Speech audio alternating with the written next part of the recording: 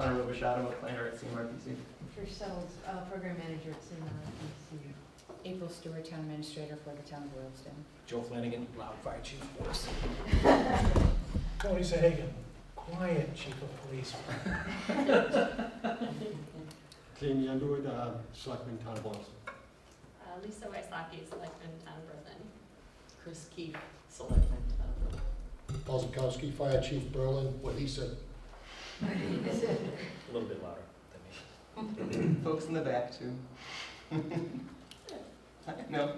Anita Shipers, town administrator, West Boylston. Christopher Ruccio, Board of Selectmen, West Boylston.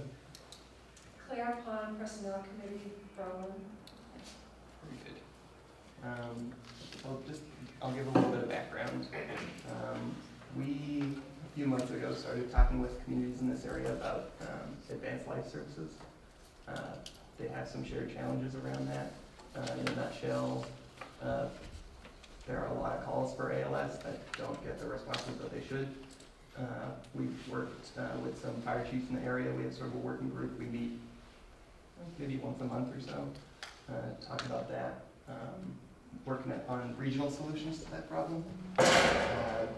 It was the hair. Is that it? You gotta be careful. The gong show, you're off. All right. Steady big guy. It was in those meetings that I heard sort of the seed of an idea for further collaboration for public safety between Berlin and Boylston. These towns are sort of changing really fast. The whole area is changing pretty fast. With more development comes more activity in public safety. Expectations for the service are increasing, we've heard, but budgets aren't always increasing as fast. So Chief Zukowski, with his retirement coming up, has thought, maybe regionalization might give Berlin some of the tools to improve services without improving costs. Is that a fair way to put it? And with Chief Sahagan's special legislation coming to an end soon, we thought we might as well. Just started. Just Don't push on. They put the light on quick when it's that. the timer starts. We thought maybe we'll loop police into this discussion as well. So Berlin and Boylston together have a population of about 8,000. That's actually what West Boylston has, thereabouts too. So, we thought maybe if they combine, there are some things that they could improve. Just because you have more capacity, you might also be able to have a little bit more specialization in those departments. You think about things like an investigative officer or a school resource officer, maybe even lowering the ISO rating so people are paying less on their fire insurance, that sort of thing. And those are exciting possibilities. Regionalization might represent one avenue towards those improvements, but really what we're hoping to look at here is sort of determine what services folks expect, what they're going to have to be in 5-10 years, and then planning for the best way to deliver those services. Basically, our take on it is we'd start with a big listening tour. We'd go talk to boards of selectmen, we'd talk to the chiefs, we'd talk to staff, definitely outreach with the community. We did intros already, so if you wanted to. I'm Joey for the building inspector. Okay, cool. Yeah, that's who all of us are. So we talk to the community and figure out what people like about the service now. If there are areas that they want to improve, what are those? We analyze sort of your current operations, do some trend analysis for what the future is going to look like for these industries, and then sort of take that public input, pair it with those trends, and maybe come out with something, some recommendations for the future of these departments. So once we know what we're aiming for, we'll be able to back into how to get there. Maybe remaining independent is going to work best. Maybe collaborating on some things could work. Or maybe regionalization is going to be the way because the pros outweigh the cons, but we really don't know yet. Regardless of whether regionalization is the path forward, I think this study would be useful because it's going to sort of give you a gauge of what people are expecting from these services. I think that public engagement part of this is really important and valuable. So what I was hoping to get out of this meeting tonight is just, does that approach sit well with you? Is this something that you guys want to explore further? Just sort of where you're at. You don't mind if I cut in there? Town of Boylston was pretty much blindsided by this, to be honest with you. When it came out in the paper after your meeting, we had no idea. You know how many phone calls we fielded saying, what are we talking about? What are we doing? It would have been nice to have come to one of our meetings also, and maybe said, we're thinking about this. But the way it was brought about, put a bad taste in a lot of people's mouths in town. And that wasn't done because we sat. No, it wasn't on Berlin's fault. But we actually sat in this room We didn't go to Berlin. with your town administrator at the time. So we did come to the table. We didn't mean to blindside your agenda. Yeah, no, I'm just, Yeah. We were leaving it up to his discretion on when to and bring guess it. what? Yeah, You didn't. right. And the feeling that a lot of the town folk had at that point was, why are we discussing this even? We got a police department that finally, after 15, 16 years of being turned the right way, are we even approaching a subject like this? And that's the feeling I've been getting from a lot of people in town. Same with our fire department. Our fire department is now grown, will be growing, especially with more industrial businesses coming into town. And people like the community, and we know everybody in New England's provincial, that's one thing that it is. However, when you see both of our companies working together and working well with West Boylston, Northborough, Shrewsbury, on a daily basis, they're looking at it going, regionalization has never shown it's going to be a cost savings, ever. In fact, the state of Massachusetts wasted over $4 million between 2008 and 15 in just studies to have 20 towns pool their dispatch. So, and that's what people are looking at. If it's not going to be a cost savings, why are we even broaching this subject? Well, I know, obviously, if we're not out ahead of these sort of things, that the road can get started really quick, and that's definitely what we want to avoid. Public engagement would be really crucial at the start of this project. Well, if I can say, I mean, the project's not going to start unless we have the support from the communities. Yeah. And that's why we're here tonight. I apologize that you found out through the paper. My staff had been meeting with the staffs from the two towns and, through the ALS meetings. yeah, through the different meetings, and that's how We it came know about. of one meeting that was had, and we couldn't have more than one selectman at that meeting. But if there was a lack of communication, then, we could have reached out. We usually leave that up to those that are involved from the community to reach out to their leaders. That's fine. Yeah. I just want to let you know. I mean, it's what I've been unfortunate, hearing it's the last couple unfortunate weeks. because it started, right, with the negative connotation Yeah. associated with it. And we're anything but secretive. Everything that we do is very transparent. We try to, any type of project that we're working on, we believe 100% in transparency and educating the public so that they can make an informed decision. So I apologize for that. And I think that Berlin had to discuss it, sooner Oh. rather than later because. Of the pending retirement, and Yes. it was nothing, the girl was just blindsided by phone calls saying, hey, did you read the paper yet? No, Because we brought it, No, I haven't had my coffee. we yet. brought it to the Board of Selectmen. We brought it to our Board of Selectmen, as soon as, Yeah. we met, we talked a little bit, and then we brought it to them, and then that's, immediately they said, let's get together with the Boylston Board of Selectmen, so that we're all talking the same thing, we're on the same page, language, so. right. It's just that the media's there at Selectmen's meeting, and Oh, I know. it's fair game, so. I guess I speak from the fire side, is we've done mutual aid for many years. Yeah. And we do a lot of things already regionally with a lot of our services.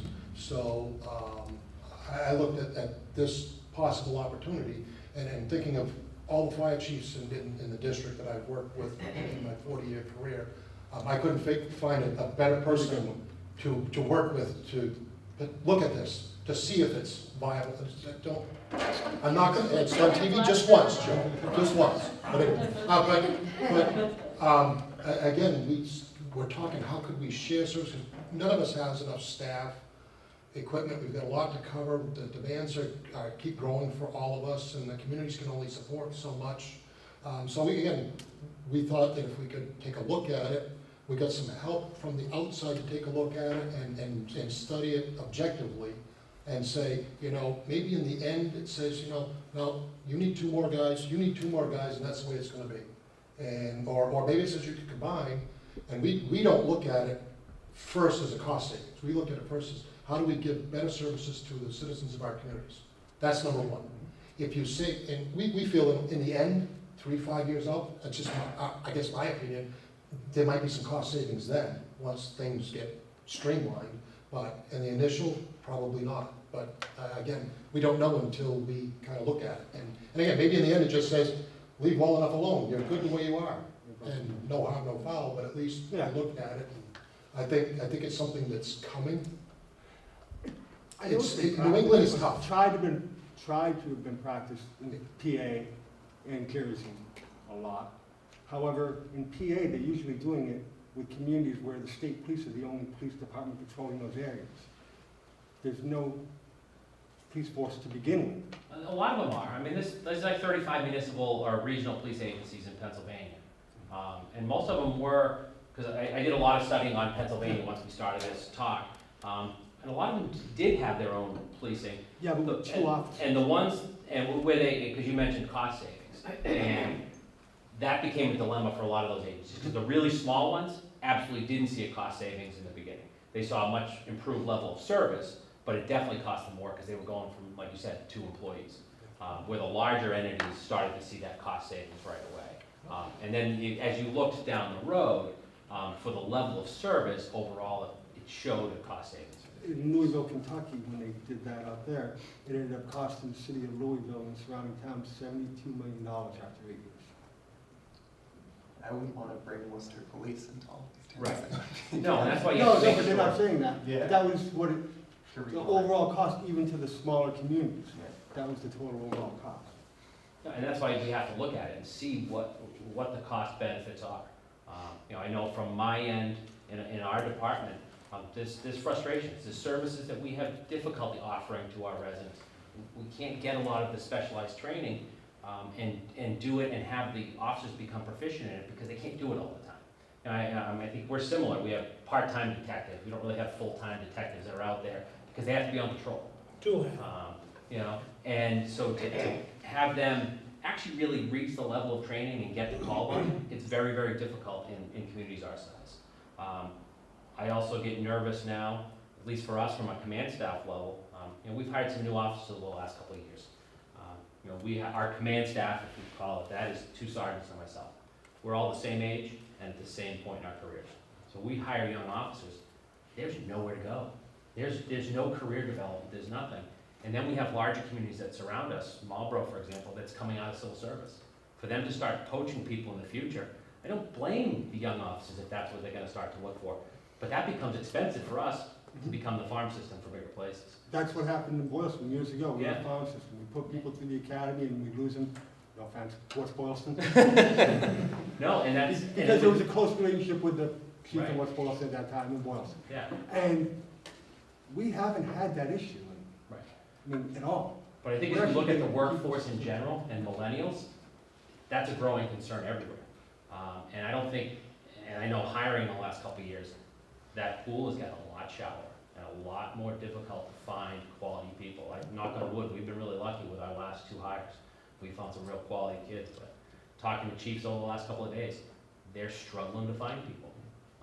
And we get some great programs in this state, one at Fitchburg State now, it's a 5-year program. You graduate with a master's degree, a police academy, and you're ready to go.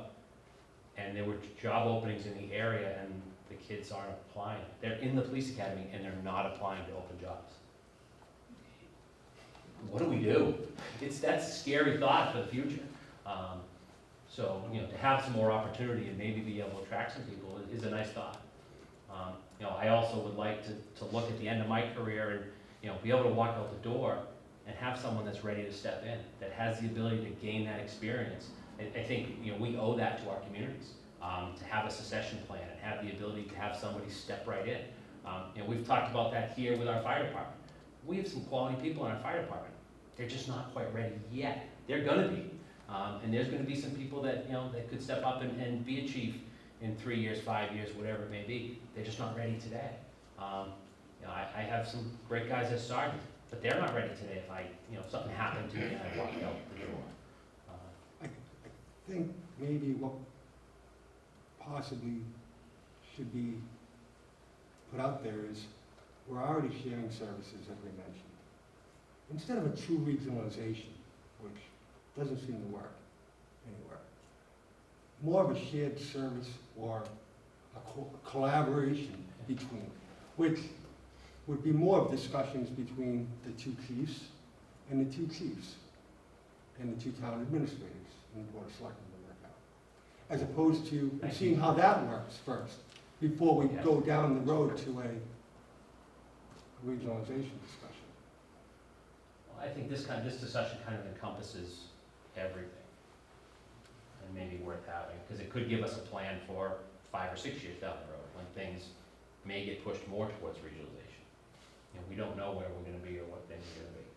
One thing we do know is it's gonna change. You know, we've experienced a lot of change over the last 5 years that I've been here. The police department's grown. Our next growth is gonna be residential. It's starting. You know, to think of the apartments that we have coming and you know, a 10+% increase in population like that, in a completely different lifestyle type. There's a lot of challenges, and you're seeing it with commercial growth right now, that we've already kind of gone. And residential. We've got a couple. Yeah, condos. so there's a lot, Not a lot. there's a lot to think about. Can I interject? What are the negatives to letting them do the study? I'm not sure I see negatives to getting the data that we need to make a good decision.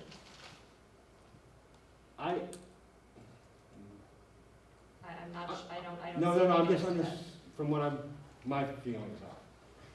A few things. One is, A, would be a waste of money. A waste of state money, which is still our money. 2, is that you still have to worry about, A, the morale of everybody working in both of the areas, whether it be fire, police, and ambulance, and what they're gonna be feeling like. I mean, I've had discussions with people that work for the town, they're like, what the heck's this gonna put me in a couple of years? You know, and you don't want that kind of morale when you're trying to build a force, whether it be a police or fire. Can I actually ask the chiefs to Yeah, speak to yeah, that? that's good. I mean, I guess, what is your feeling from your people regarding this? Because I think you would know. Yeah, I mean, I've been What are open since your- day one with my people, so they would know, because, you know, people are the most important part of this. And, you know, we can't go into this with thought, well, geez, with this, we can save a ton of money, because we only need 12 officers, we can axe this.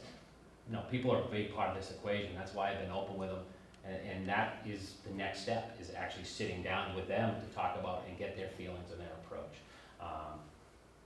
You know, I haven't seen a negative feedback from my people. You know, there's a lot of questions, obviously, but, you know, I can't see us getting rid of anybody with this process, because that wouldn't work.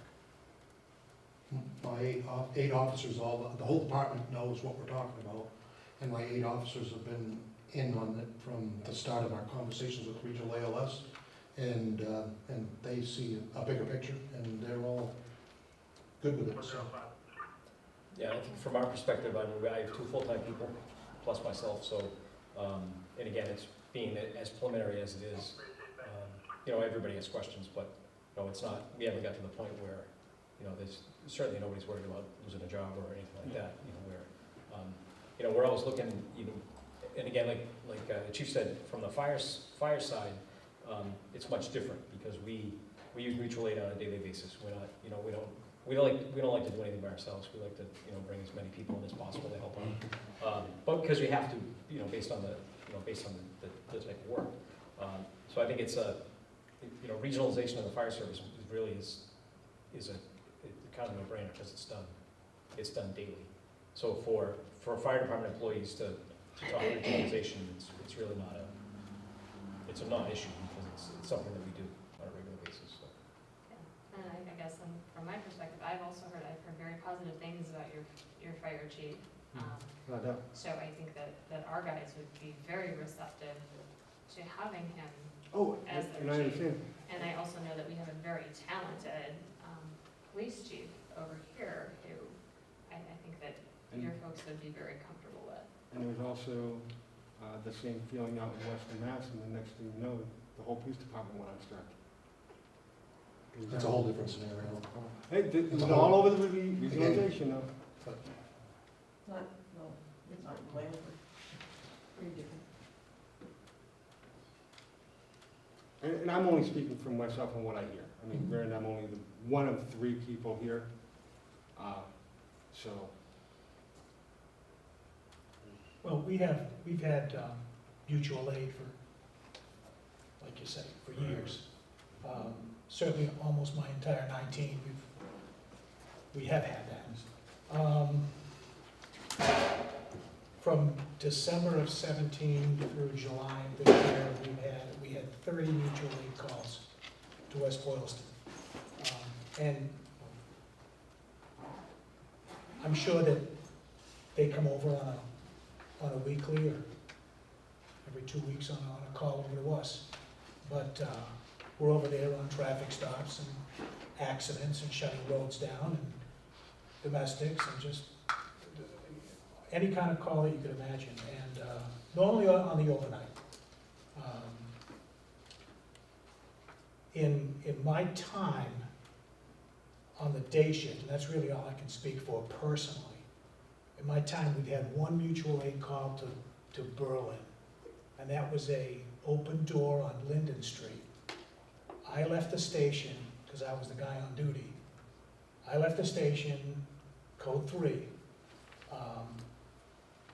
screaming to get there. And when I did get to the address, didn't get lost or anything like that. My Linden is your Linden, and the call was completed. But that was the only time. Now, I know there have been incidences of accident, can you close the road down, or a house break, we're looking for this car, that kind of thing. But the geography of just time distance, it's a concern. Especially if, and I don't know how it would work out, whether everyone would be located over here, the station over there would still be open, and we'd run a flag stop over there, you know, a substation. I don't know.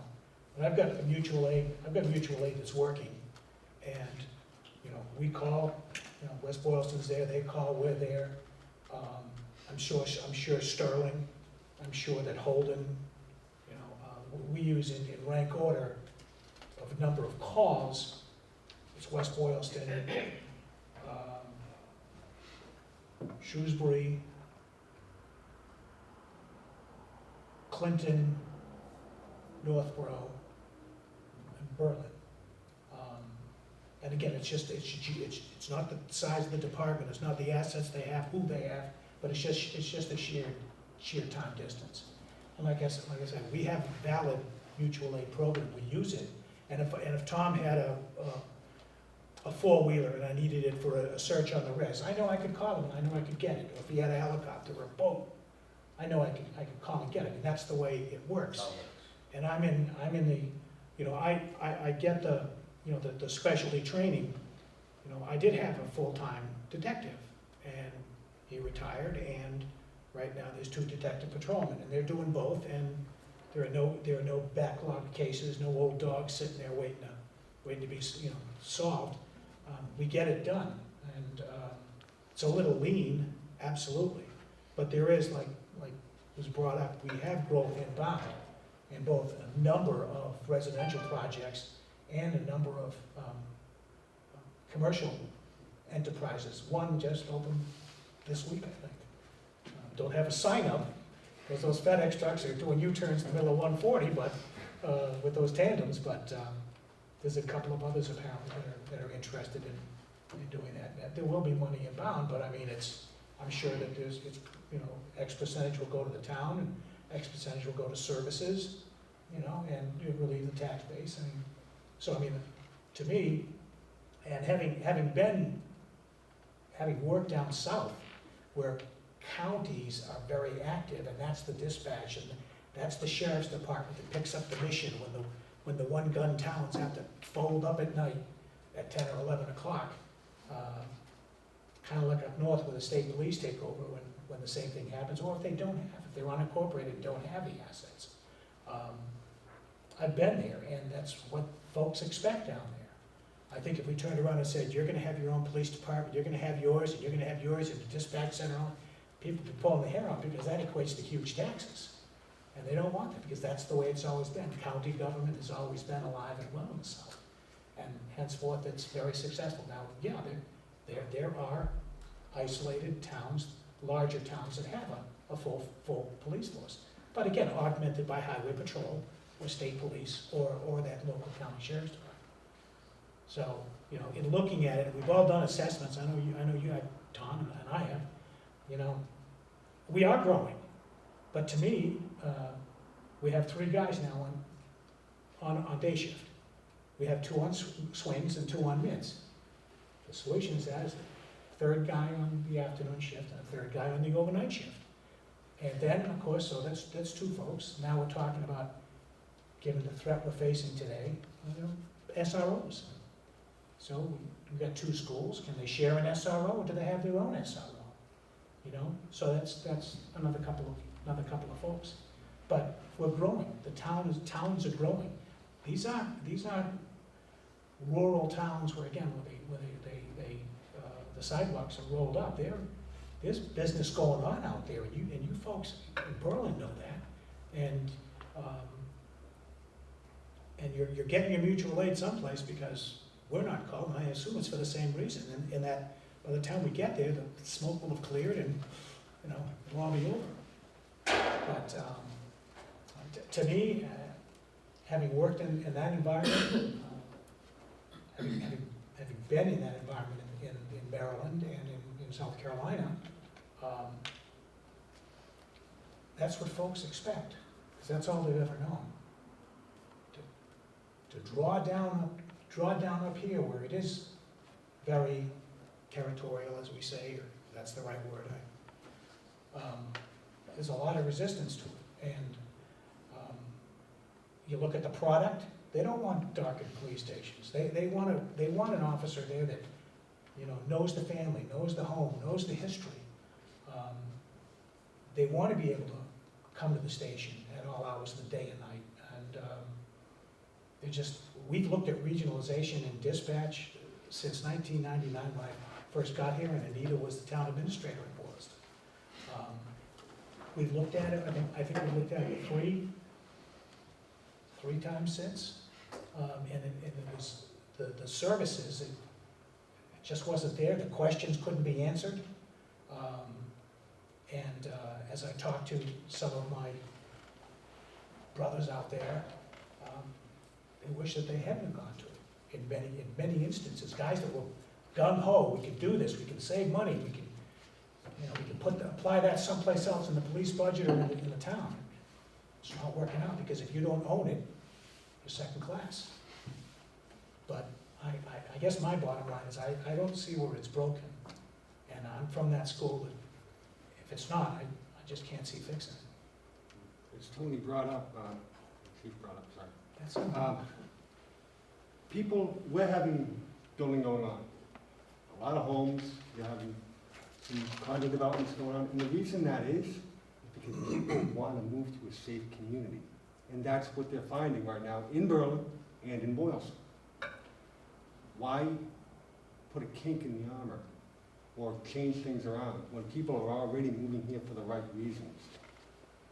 And that's what people are asking. If we've already got a good police force and a good fire department where people know us, the kids know the police, the kids know the fire, both good school systems, now that's what we know the county, and they came in and they moved to our town, they moved to our community, that's the reason they're moving here, is because of what our communities already offer.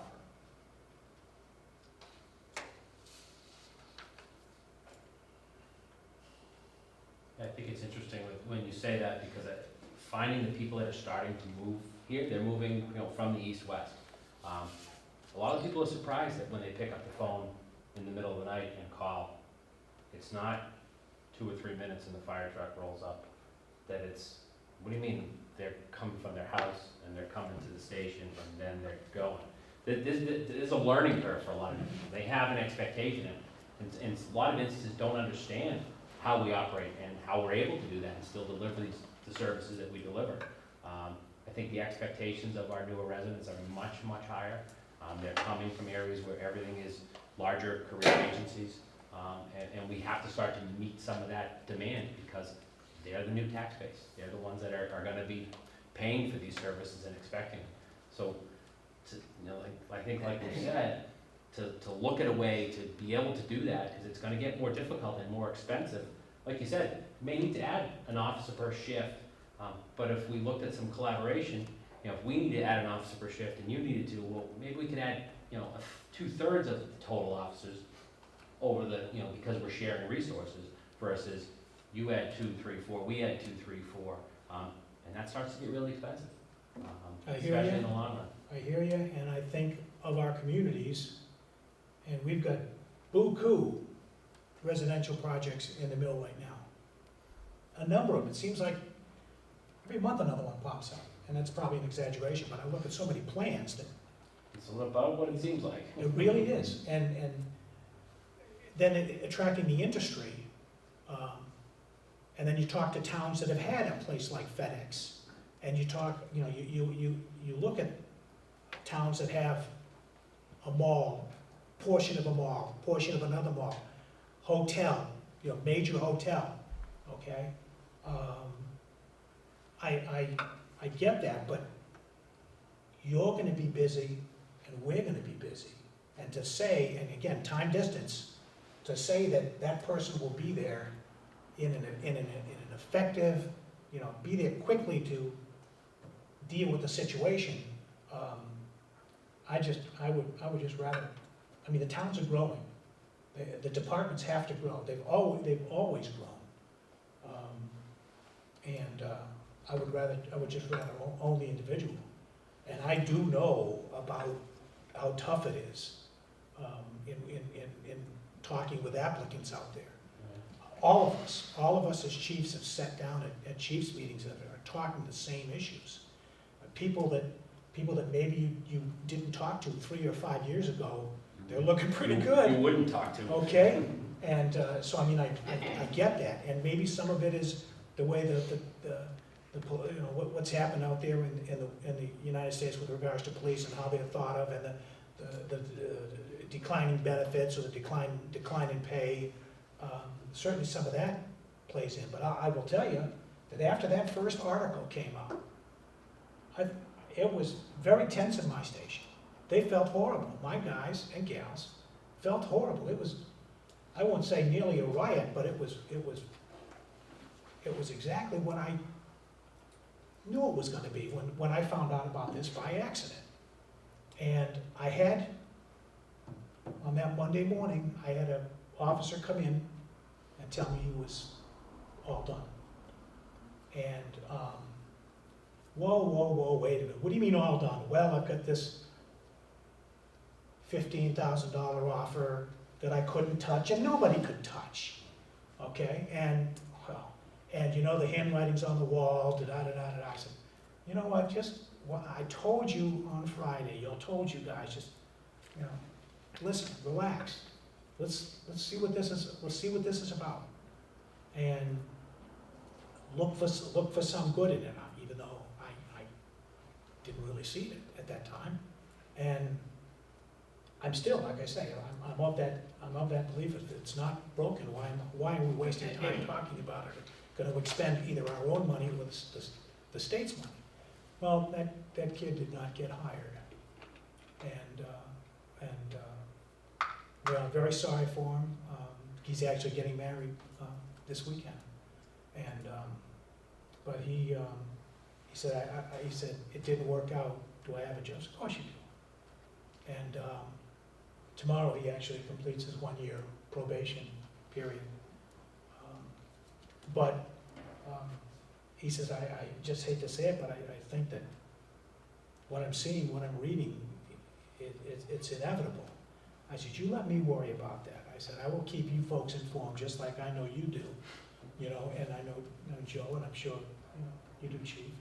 And I said, you let me keep you informed. And, I mean, the union wanted to be here tonight, and I said, I don't really think at this point this is the time for that.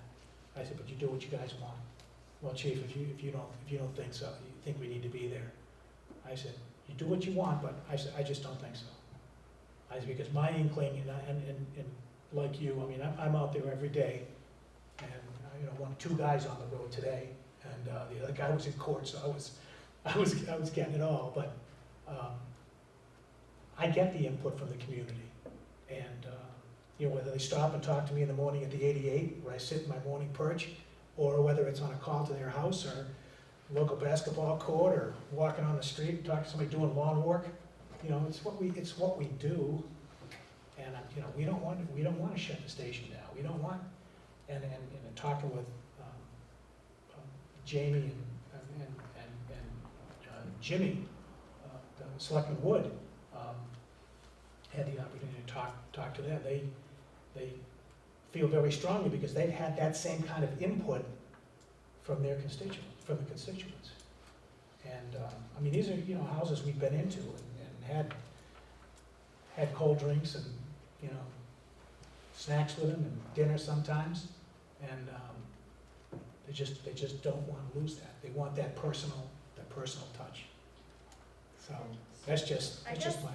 I'm not sure where you lose that. It seems like you gain more folks to actually, interact with the community. It's not like the folks that you share are suddenly gonna stop talking to the people who are in the community. You just have more, to be there and to be resources and interact with your community.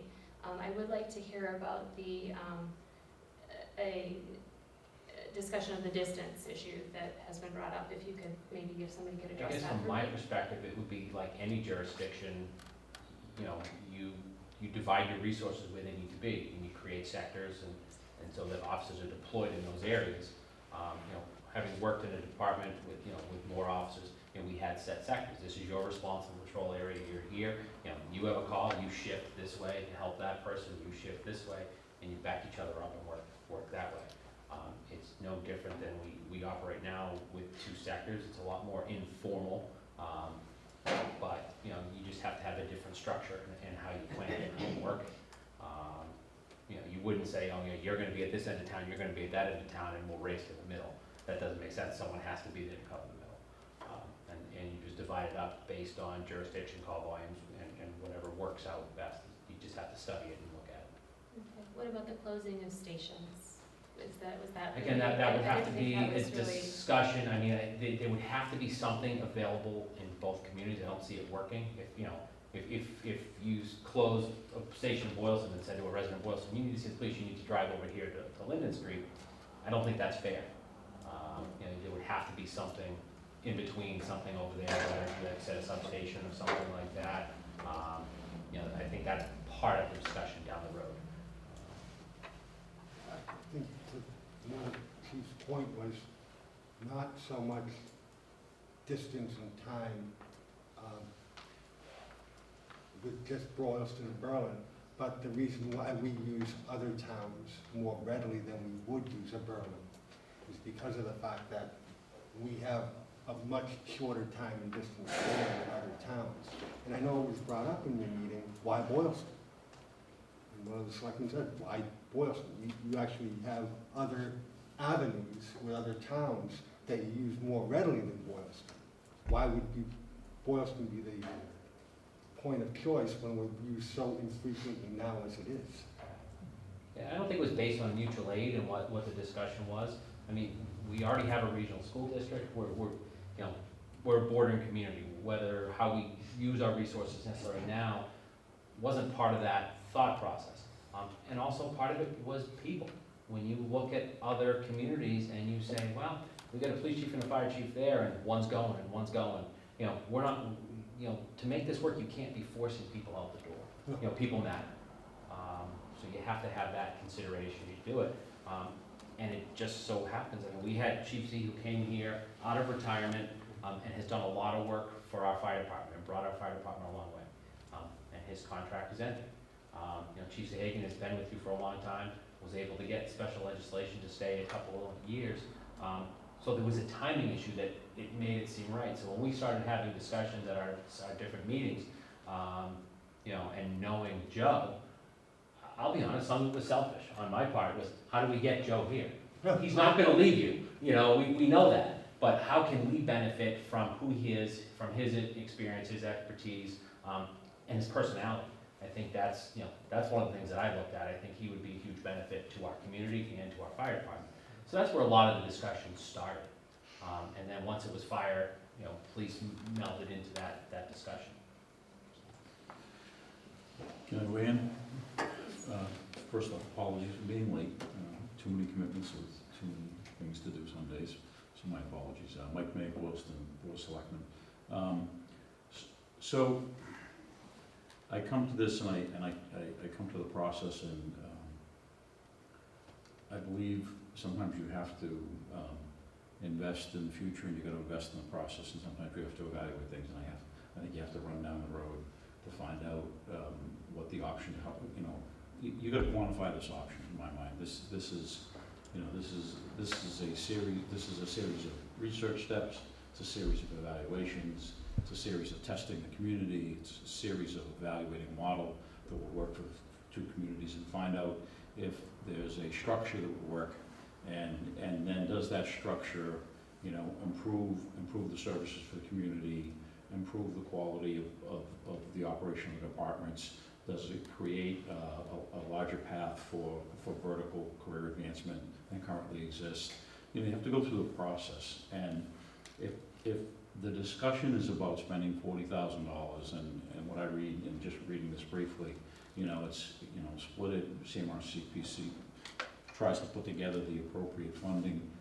Boylston kicks in 10, Berlin kicks in 10, and you can grant 20 for $40,000. We probably have an obligation to evaluate the needs of the communities and the structure and what the departments will look like, and what they should look like and what the community should expect. I think there is growth. There will continue to be growth. Both communities are in a breakout situation where there's commercial development driving demands. It will continue to, once that occurs, that drives residential demands. There's going to be evolution. We are joined at the hip already in our school and educational processes and our institutions. I think there is a logical process, but I'm not prepared to advocate either way. I have 10 years of public law enforcement as a former sergeant over Shrewsbury PD. I deal every day professionally with public law enforcement agencies across the country, from some as large as New York PD down to, intimately I was involved with Charlotte PD, to across the country, to small cities and towns, and have a lot of exposure to, evolutionary things that are occurring in law enforcement. I think that, it's an investment in making sure we're on the right path. It's not an investment in, I wouldn't be prepared to advocate left or right now. I would be prepared to go out and research the information, find out if it's there, and find out if there's a need. I know what I'm hearing in the community. There's, as you would expect with all communities, change comes slowly, and I think when you have small towns, 4,000 people, 3,000 people, 7,000 people don't want to change, and they like the local connections. But at the same token, I think we have an obligation to do the research to make sure that's what we should continue to do. And what may come out of it, maybe regionalization doesn't come out of it, but maybe some pathing and some strategic objectives come out of it that should be met, because for me, if we can find ways to keep our, one of the biggest problems I see is turnover in our police department. We've had huge turnover. And it's because, it's what happened. Hear me out, please. Please don't do that. I'm just letting you know we haven't. We have had huge turnover, and it's driven frequently by economics. I think there's a path that, I don't know that we're competitive, but that doesn't matter. I'm not here to advocate for a position. I'm here to advocate for, go out and do the research, and go find out if it's needed. And I think you'll become smarter about what we should look like. And you'll come away with, if not a blueprint for the future, maybe it's a blueprint for our own departments that we currently have to go forward, and maybe we'll do a better job servicing the community as we come out of it. That would be a great outcome. I think this is win-win. I don't think it's win-lose, and I don't think it's lose-lose. I think this could be win-win. And I think the win could be, we'll do a better job for our own communities, or in the future, we'll have a path to something more. So I'm just, I would be supportive of getting the initial investment done to find out where we should take it. Not advocating a position at all, at all. If anything, I've heard more negatives than positives from the people who talk to me in the community. And that's why I think we have to start. And I think there's a discussion that Boylston needs to have, and not before we even, thank you for having us at the meeting, but we haven't even had a chance to discuss this in a Boylston meeting with our constituents. But I think that's gonna be part of this process, I would guess, if it's But I'd like a to see that done well-structured beforehand, study. to see what they feel, even if we should go down this road. I agree with you, because I don't think it's fair to anyone to say, let's start the process, and then you meet in a month or in a few weeks and say, we're done, we're off. It's that you do have to have that conversation. And as I mentioned before, Mr. Mayor, I'm Gina Pierce, I'm the executive director with the MRPC. I would feel very uncomfortable beginning any type of process without the town's buy-in. So, and as part of the application, the board of selectmen town administrator, they would sign off on this particular proposal, to look for that type of thing, but we're not gonna do anything that would contradict what you would want to do. Sure. But certainly part of the process, Berlin, you're facing this at this time. You both have volunteer firefighters, and as we've heard throughout the region, it's very difficult. Very few are coming into the firefighting world, never mind the police department. But, we could work on a study with you folks to find a partner. You have many communities surrounding you, as Mr. Underwood mentioned, who they normally go to, for their backup. We could work with the town and other communities throughout the region, and even not in our region, in MAPC or MRPC, to see if there were partners. If Boylston decided not to participate in this study, we could look elsewhere as well. The timing may not be right, but, that's a possibility as well. I think it's important to point out that when we went to the Board of Selectmen, we said, this isn't a 6-month process, because it has to be thought out, anything has to be thought out right. It has to be looked at, you have to have all the direct costs, all the indirect costs, and again, it's probably a 2-year project from beginning to instituting, because you gotta do it right, otherwise it's gonna fail. If you said, people have said, well, we can regionalize, we'll just do it, and it fails without doing all the homework. It was Hopkinton and Ashland trying to do it with the fire department, but they didn't get the union buy-in, and it failed.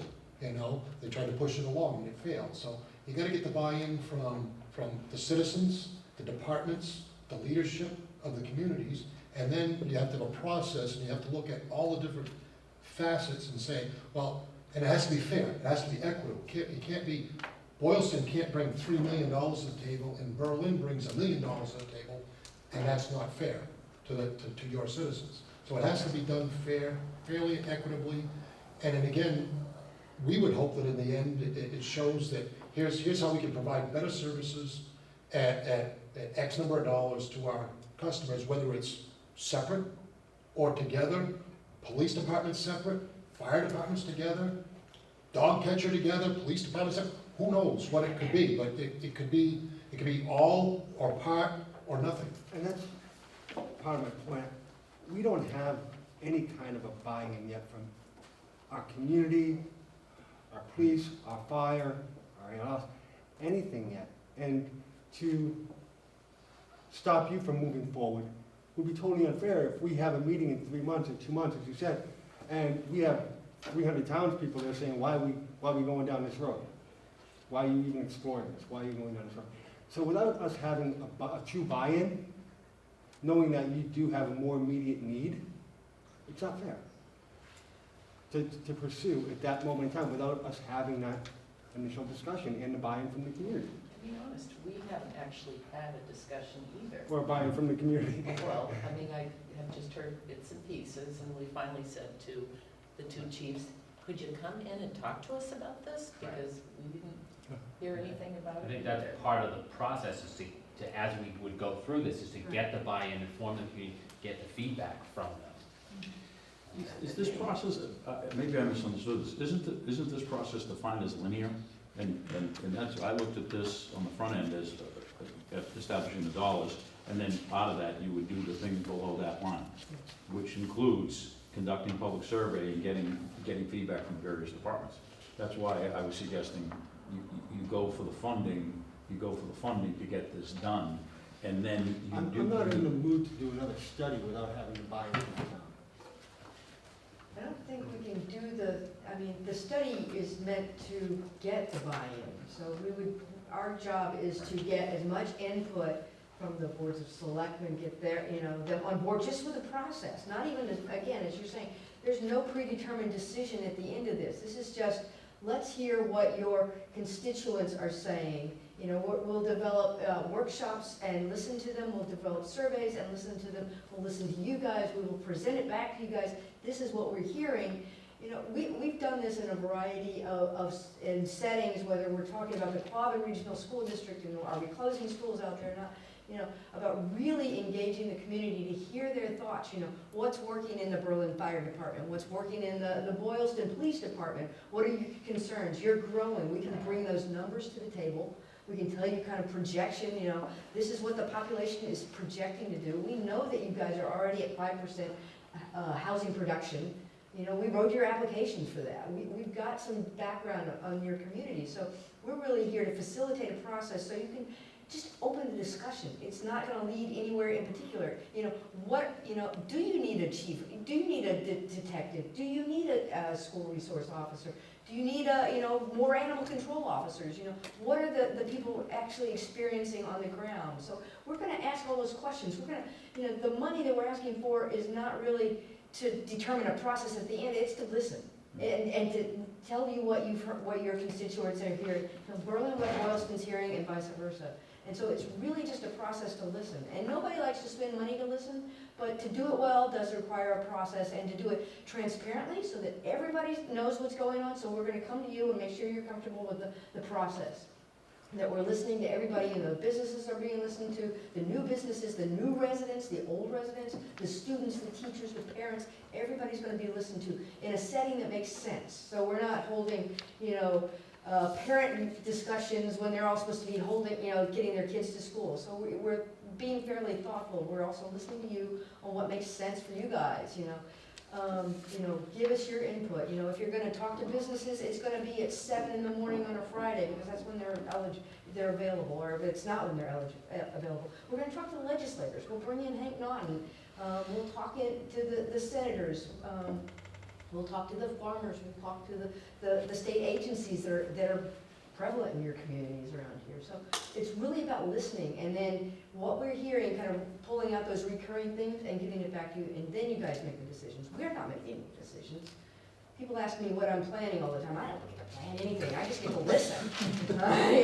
I'm giving it back to you guys, and these guys are just, we're a team that will do that for you guys and listen. We're unbiased. We don't care. Rather than having Berlin tell Boylston what they want to do, it's not going to happen that way. This is, we sit, we run throughout the region, 40 communities. We spend some time outside of Worcester because we also staff the Homeland Security Council, so we do have a lot of connections to public safety. So I think we have a lot of resources that we can bring to the table so you guys can hear each other. We did something similar, Chris, you may recall. You were on the school committee at the time, or? You weren't on the board, but we did a regionalization study that I led about 4 years ago, and look at how long that took. But and that was a study that was done after looking at regionalizing with West Boylston and Hudson, I believe. That went on for quite a few years, but with the school system. We were very transparent. We met with all of the staff in all of the schools. We met with all the town hall staff, and we had community meetings on that as well. And developed the report, presented it, and you took steps further from that report. but a very similar process. We've improved upon it over the last few years, certainly with social media being the way that it is, to engage people, and we're not afraid to be out early in the morning, late at night. In fact, we'll be at Holden Days on Saturday, working on their master plan type of thing. So we want to hear from every imaginable person in every community, from every demographic, and then let their voices be heard. That's basically why I'm here tonight, is to make sure that I'm hearing how everyone's feeling.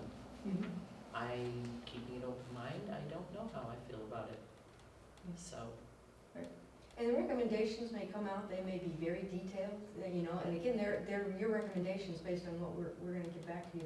It may be, you know, put a substation, you know, at the intersection, it may be very detailed, it may be very vague. It may be, you know, looking short-term, you know, this is where you can get funding to hire, you know, do more training, or this, you know.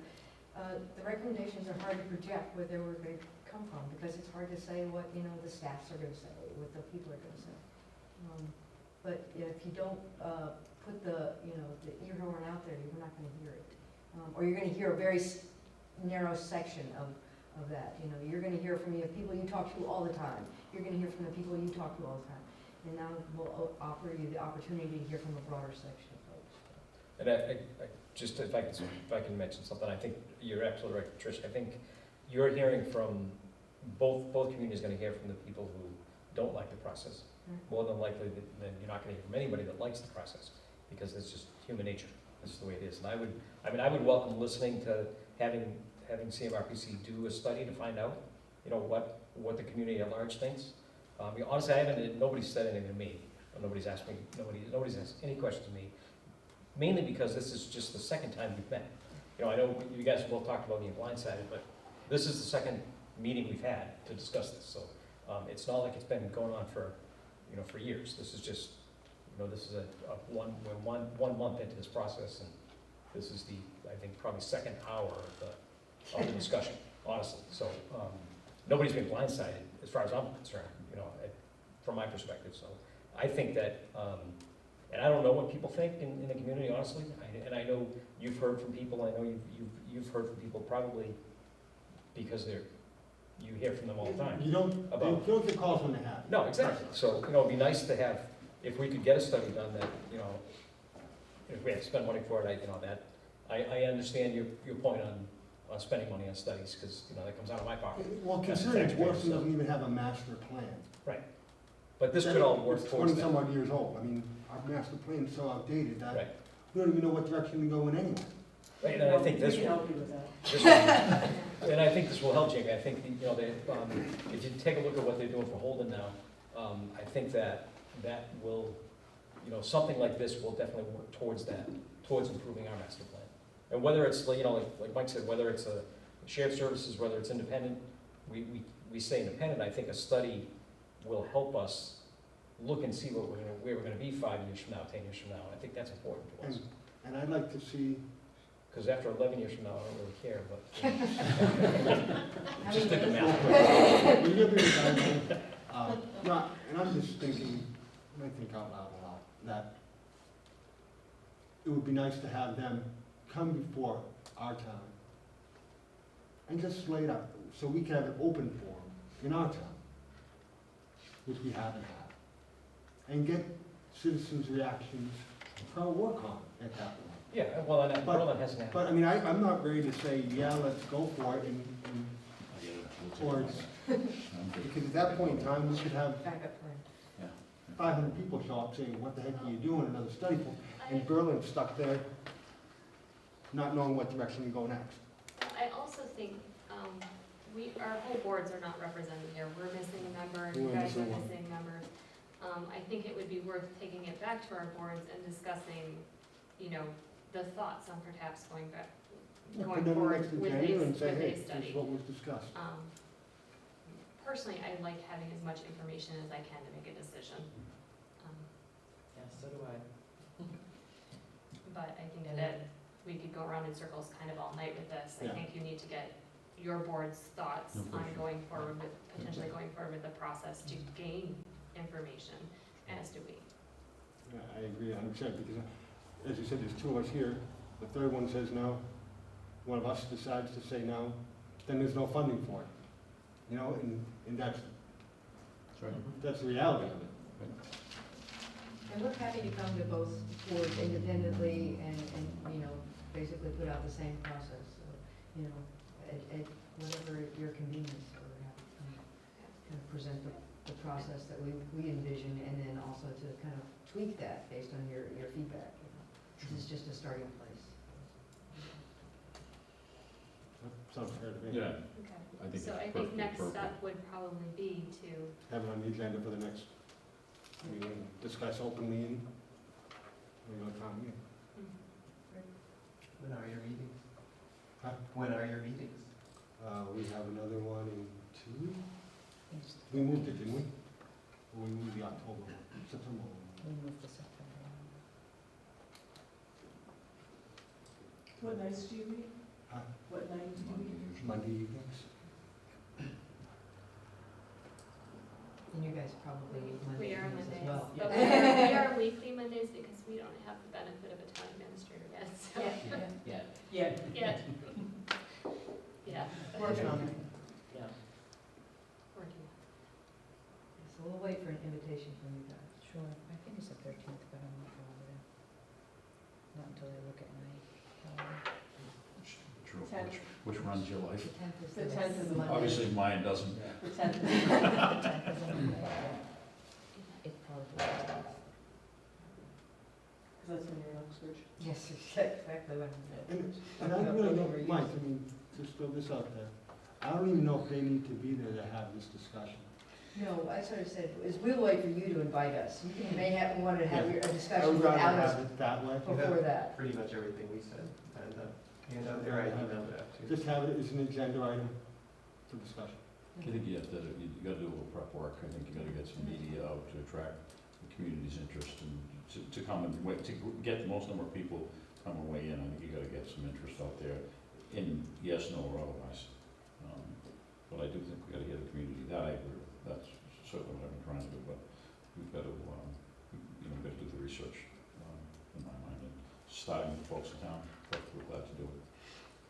It would be an advantage for us to have the discussion with, among ourselves, but with the chiefs present, Hmm. and perhaps even CMRPC. Yeah, I think we may be at There's that. too many questions that Yeah, we have. I think we would have. Probably would have to be after the 10th of September, either the 10th or after that. The agenda's pretty full.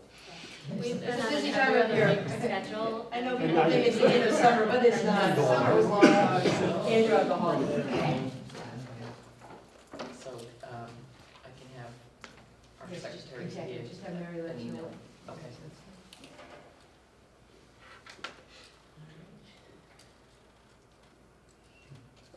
Thank you, everybody. Thank you. I'm happy to adjourn, or can we just leave? Thanks, Bob. When's your next Was it one? all you expected and more?